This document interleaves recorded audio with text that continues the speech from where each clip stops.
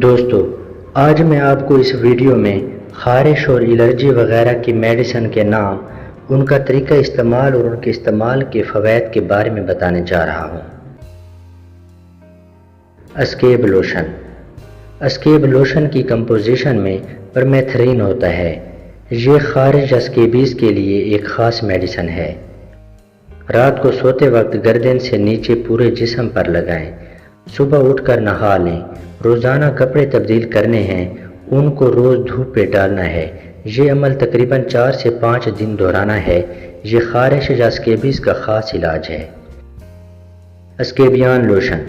اسکیبیان lotion کی composition میں کروٹامیٹون sulphur ہوتا ہے۔ اسکیبیان لوشن خارش کے لیے یا اسکیبیز کے لیے خاص دوا ہے۔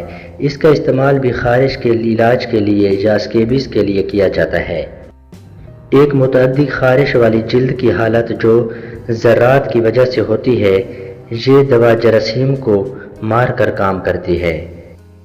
اسکیبیان لوشن کو بھی اسکیب لوشن کی طرح رات کو استعمال کیا جاتا ہے۔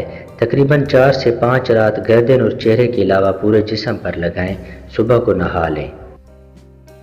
بیٹنوویٹین لوشن۔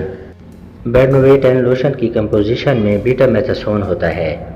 بیٹنوویٹ لوشن کا استعمال جلد کی بہت سی بیماریوں کے لیے استعمال کیا جاتا ہے، جن میں ایگزیما، چنبل، جلد کی سوزش، کیڑوں کے کاٹنے اور گرمی دانے وغیرہ شامل ہیں۔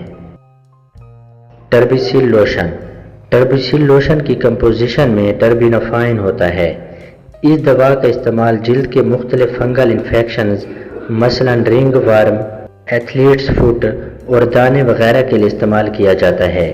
اس دوا کو جلد کی ایک اور بیماری کے لیے بھی استعمال کیا جاتا ہے جسے پیٹراسس کہا جاتا ہے۔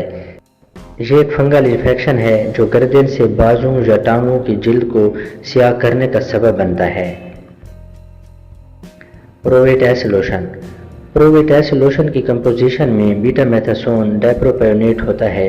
پروویٹیس لوشن کا استعمال بہت سی جلدی بیماریوں کے لیے مفید ہے، جن میں خشک جلد کی الرجی، ریشز، جلد کی سوزش اور سوجن وغیرہ شامل ہیں۔